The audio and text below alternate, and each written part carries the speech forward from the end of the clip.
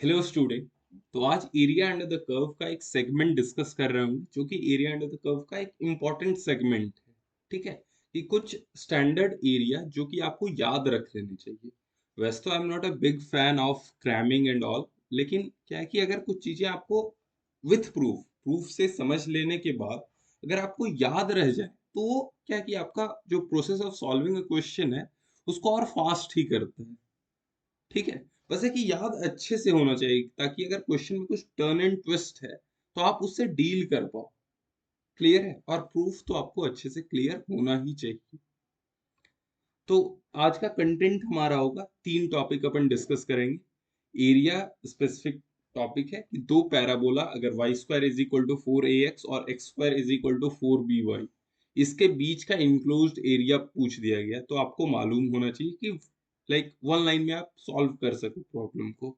Same अगर एक parabola और एक लाइन के बीच का इंक्लोज्ड एरिया पूछा जाए, और सबसे इंपॉर्टेंट ये ट्रिक वाला पार्ट होगा, पार्ट 3। ठीक है, ये ट्रिक वाला पार्ट होगा। ये आपको एकदम सबसे अनोखा चीज यही होगा, पैराबोला और डबल ऑर्डिनेट का एरिया। ठीक है, कई बार हम मिस कर जाते हैं, और ये कॉन्सेप्ट ना केवल आपको एरिया अंडर द कर्व में काम नहीं आएगा, आपको वहां पैराबोला यानी कोऑर्डिनेट ज्योमेट्री में भी काम आ रहा होगा। साथ में कुछ एक एक दो मिसकेलेनियस बातें बताते चलेंगे। जैसे आपको एक तो आपको ये मालूम है कि नहीं, एरिया ऑफ इलिप्स क्या होता है? पाई ए बी, ये सब मालूम है ना? इसे तो मैं एज्यूम कर रहा हूँ मालूम ही होगा साथ में, लेकिन इसका प्रूफ भी मालूम होना चाहिए। ओके, तो चलो आज के कंटेंट को डिस्कस करते हैं कि अगर y square is equal to 4x, देखो आप आइडेंटिफाई कर पा रहे होगे ये क्या है, y square is equal to 4x, और ये वाला parabola x square is equal to 4by। तो इसके बीच का जो इंक्लोज्ड एरिया है ये पूरा, ये एरिया कितना होगा? यानी कि एक ये लीफ अगर इसको बोले एरिया ऑफ वन लीफ, ये एरिया ऑफ वन लीफ क्या होता है? तो ये होता है 16ab/3। ये एक लीफ का अगर मानो कुछ मॉड वॉड लगा दे और किसी तरह दो लीफ तीन लीफ आ जाए, तो आपको ये याद होना चाहिए कि हमेशा इस एक पट्टी, एक लीफ का एरिया, इसको हम बोलते हैं लीफ। तो एक लीफ का एरिया हमने पता करके रखा है 16ab/3। ठीक है, तो इसको प्रूफ करते हैं। तो प्रूफ करने के लिए क्या करेंगे? तो पहले तो आपको ये पॉइंट ऑफ इंटरसेक्शन निकालना होगा। कभी भी एरिया अंडर द कर्व निकालने के लिए पहले पॉइंट ऑफ इंटरसेक्शन, एक पॉइंट ऑफ इंटरसेक्शन मालूम है 0,0, अगला निकालना है। तो क्या कर दो यहाँ पे, y is equal to x² / 4b रख दो। पॉइंट ऑफ इंटरसेक्शन निकालने चले। ठीक है, क्या हम कर रहे हैं? पॉइंट ऑफ इंटरसेक्शन निकाल रहे हैं। यहां से y का वैल्यू हमने निकाल लिया x² / 4b, और उसको ले जाकर के यहाँ पुट कर दिया। तो x⁴ upon 16b² is equal to 4ax। एक x कटेगा जिससे कि आपका x is equal to 0 solution आएगा।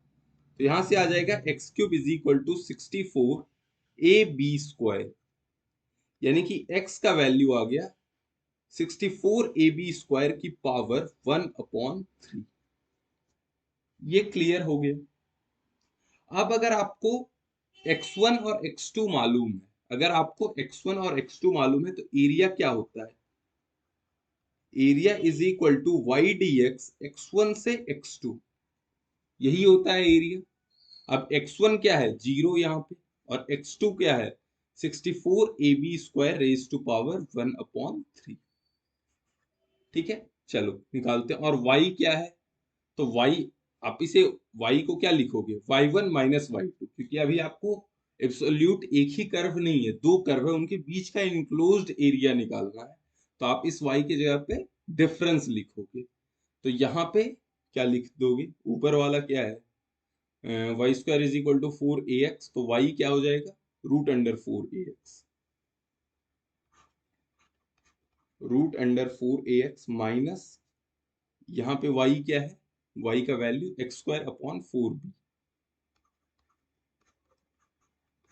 इसको इंटीग्रेट करना है x1 से x2, यानी 0 से 64ab² की पावर 1/3। यही है। क्लियर हो गया? तो अब देखो इंटीग्रेट करो, रूट फोर ए तो एज इट इज कांस्टेंट है, फिर रूट एक्स का एक्स की पावर हाफ का इंटीग्रेशन एक्स की पावर 3/2 अपॉन 3/2 माइनस इसका एक्स क्यूब अपॉन 3, 0 से 64 ab² की पावर 1/3, ठीक है। रूट 4a क्या हो गया, 2√a और इंटू 2, तो यानी कि 4/3 रूट ए इंटू एक्स की पावर 3/2, इतना का पावर 3/2, यानी कि इसका अंडर रूट, यानी कि 64ab² का अंडर रूट, यही होगा ना 3/2 इंटू 1/3। और इधर रखो तो इधर तो डायरेक्ट कोई दिक्कत ही नहीं है, एक्स क्यूब के जगह पे 64ab² रख दो, 3 और 1/3 कैंसिल आउट हो जाएगा, तो ये हो जाएगा 4/3 इंटू रूट ए, 64 का under root 8 root a b, ठीक है, माइनस ये b कैंसिल आउट हो गया ए बी, तो ये बचा 16/3 और ये भी 32/3, 32/3 a b minus 16/3 a b, तो आंसर आ गया 16ab/3। तो एक लीफ का एरिया हमने प्रूफ कर लिया क्या। अब क्या करना है कि हर बार देखो ये कैलकुलेशन थोड़ा सा टीडियस होने वाला है, ठीक है, कैलकुलेशन थोड़ा सा तो लेंदी, ठीक है, इजी टाइप का दिख रहा है कि उतना बहुत ज्यादा झमेला नहीं है, बट ये लेंदी तो जरूर है, क्या ये कैलकुलेशन लेंदी नहीं है। तो अब से क्या करोगे, आप हमेशा याद रखोगे area of one leaf is equal to, area of one leaf is equal to 16ab/3, ठीक है, क्लियर है। और ए और बी क्या है, ये 4ax, कई बार y² is equal to x रहता है और लोग ए इज इक्वल टू 1 मान लेते हैं, वहां पे ए 1/4 मानना है, ठीक है, ये सब कॉमन मिस्टेक नहीं करना है। अब देखो कुछ जेई मेन के पीवाईक्यूज बिल्कुल विद इन 10 सेकेंड सॉल्व करना है। देखो जेई मेन में आ रखा है ऐसा क्वेश्चन, 16ab/3,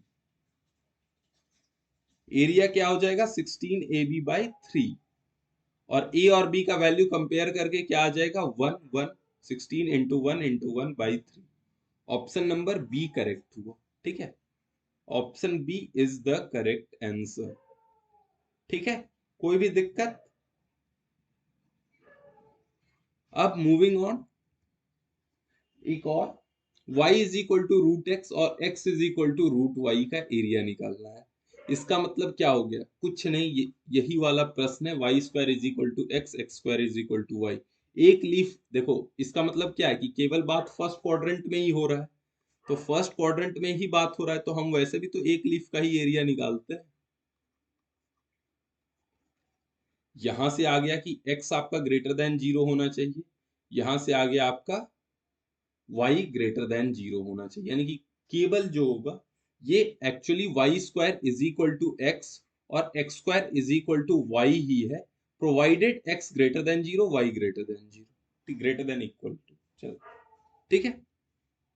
एक लीफ का एरिया हम जानते हैं 16ab/3, और a का वैल्यू देखो, मैं जानता था कि आप लोग कंफ्यूज रहोगे, इसलिए मैंने एक वैसा क्वेश्चन जानबूझ के लिया ताकि 1/4 यहाँ पे आप पुट कर सको, तो आंसर आ जाएगा 1/3, क्लियर है, ए का वैल्यू 1/4, बी का वैल्यू 1/4, ठीक है, A is equal to 1/4, B is equal to 1/4, clear है।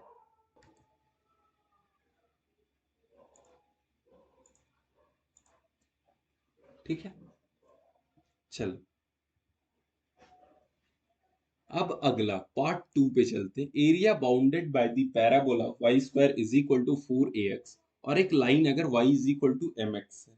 अब बोलोगे सर आप y² is equal to 4ax के लिए बता रहे हो, थोड़ा सा अगर पैराबोला अलग रहा तो क्या आपको शिफ्टिंग ऑफ ओरिजिन नहीं आता है क्या। तो शिफ्टिंग ऑफ, वही तो मैं बोल रहा हूँ कि केवल आपको ये याद नहीं रखना है, इसके साथ साथ आपको थोड़ा सा तो दिमाग भी अप्लाई करना है, ओके। चलो यहाँ पे भी एरिया निकालने के लिए पहला काम क्या करते हैं, point of intersection. Y square is equal to 4ax और y is equal to mx। क्या निकालो इसका? Point of intersection. एक तो x is equal to 0, y is equal to 0 मालूम है, अगला निकालो। M square x square is equal to 4ax। x कटेगा, उससे क्या आ जाएगा? ये वाला सॉल्यूशन।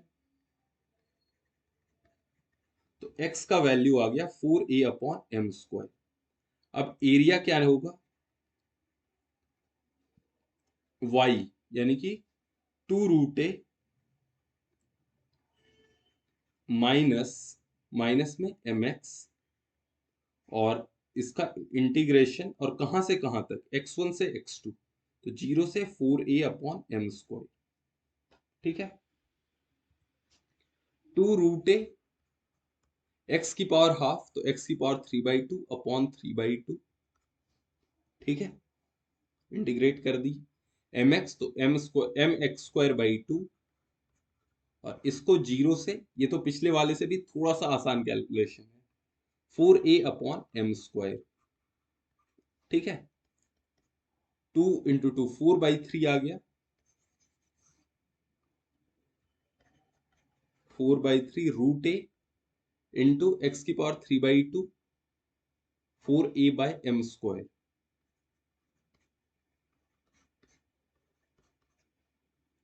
ठीक है, minus m/2 x square, 16a square upon m की पावर 4।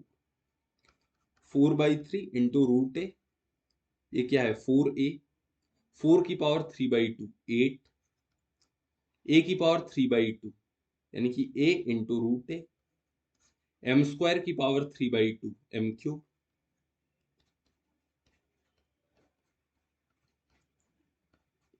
सिंप्लीफाई करो, 32 a स्क्वायर हो जाएगा upon 3m³ minus m³, 8a square upon m³। 3m³ लिए तो 32a square minus 24a square, तो ये आ गया 8a स्क्वायर बाई 3m³। ठीक है, प्रूफ तो कर लिया, लेकिन फिर देखो कैलकुलेशन अगेन थोड़ा सा 8-10 लाइन का कैलकुलेशन हो जाता है। क्यों करना है? डायरेक्ट याद रखो। ठीक है, इसका एरिया कभी भी आए, याद रखना है 8a स्क्वायर अपॉन 3m³। और फिर थोड़ा सा ब्रेन भी अप्लाई करना है। मान लो क्वेश्चन में थोड़ा सा ट्विस्ट हो सकता है, ठीक है, ये आपके फॉर्मूले आपके दिमाग को सुस्त करने के लिए नहीं है, आपके कैलकुलेशन को, आपके राइटिंग को फास्ट करने के लिए। ठीक है, ऐसा नहीं कि इसके कारण आप बिल्कुल सुस्त हो जाओ, सोचना ही बंद कर दो। ठीक है, चल, क्वेश्चन ये भी जेई मेन का पुराना क्वेश्चन है। The area enclosed between the curves y square is equal to x and y is equal to mod x। Graph बना। ठीक है,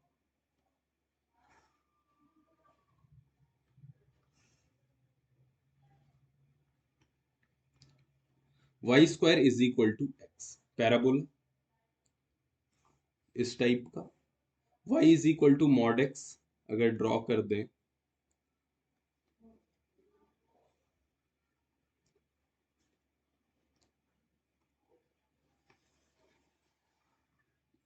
अब यही देखो, इसमें भी हल्का सा आपको दिमाग यूज करना है।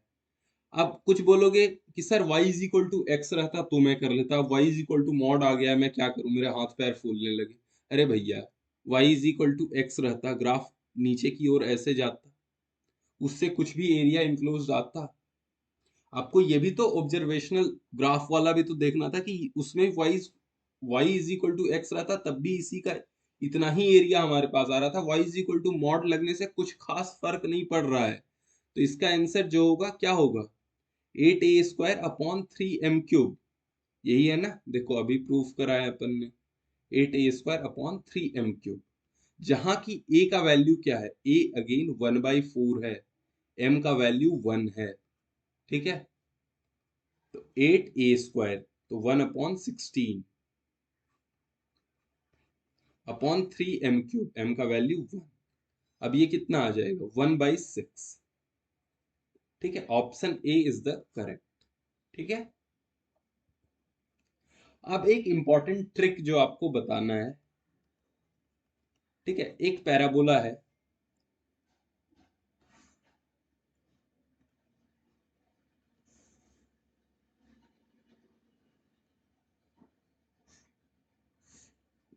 y² is equal to 4ax। अब कोई भी डबल ऑर्डिनेट यानी कि इसके परपेंडिकुलर, तो एक लाइन खींच देते हैं कोई भी। अब आपसे पूछा गया कि इस एरिया का वैल्यू बताओ। सपोज आपको बोल दिया गया कि इस एरिया का वैल्यू बताओ, तो क्या होगा? आपको लगेगा कि बहुत ज्यादा कठिन इंटीग्रेशन करना है। इंटीग्रेशन मत करो भैया, आप क्या करो, इस रेक्टेंगल का एरिया निकाल पाओगे? इसको इससे ज्वाइन कर दो, इस रेक्टेंगल का एरिया निकाल लोगे? ये निकालना है, ये निकालना है, कोई इसमें दिक्कत होगा? आपको सर्टेन पॉइंट्स दिए हुए रहेंगे जिससे आपको ये लेंथ और ब्रेड्थ निकालना है, इजिली निकाल लोगे, रेक्टेंगल का एरिया निकाल लोगे। अब आप बोलोगे सर रेक्टेंगल का एरिया तो निकाल लेंगे, उसके आगे क्या करें? तो देखो, area enclosed by parabola and its double ordinate is equal to is equal to it is equal to 2/3, 2/3 of area of rectangle. ये ट्रिक हमेशा याद रखना, इंटीग्रेट करने मत चले जाना। और मैं चाहूंगा कि आप इसे प्रूव करें। अभी तक दो चीज मैंने प्रूव कर दिया ना, ये आप प्रूव करें। ठीक है, ये HW है आपके लिए। ठीक है, होमवर्क है, इसे प्रूव करना है। और तीनों ही चीज याद रखना है। क्या क्या चीज? ये लीफ का एरिया कितना होता है भैया? 16 AB/3। ठीक है, फिर इस स्ट्रिप का area 8a² / 3m³। Double ordinate से पैराबोला का area 2/3 into area of rectangle. ठीक है, थैंक यू। लेकिन थैंक यू से पहले तीन बातें याद रखना है। क्या क्या? 16 AB/3, ये किसका है? दो पैराबोला का एरिया। दो पैराबोला कौन? एक x² is equal to 4by और एक y² is equal to 4ax। और अगर यहीं पे एक पैराबोला की जगह पे आ जाए ये line y is equal to mx, तो हो जाता है 8a² / 3m³। और डबल ऑर्डिनेट से पैराबोला का area 2/3 into area of rectangle. याद रखना है, इससे काफी हेल्प मिलेगा आपको पैराबोला यानी कि कोऑर्डिनेट ज्योमेट्री में भी और एरिया अंडर द कर्व में भी। अब यहीं पे देखो, अगर ये y² is equal to 4ax के जगह पे x² is equal to 4by हो जाए, तो क्या हमें दिक्कत होगा? नहीं होगा। ठीक है, आपको याद रखना है, वो स्ट्रिप विजुअलाइज करना है। ठीक है, फाइनली ठीक है, थैंक यू। वीडियो एंड करते हैं। Okay, I hope it is helpful to you. Please do like share and subscribe the video. Thank you.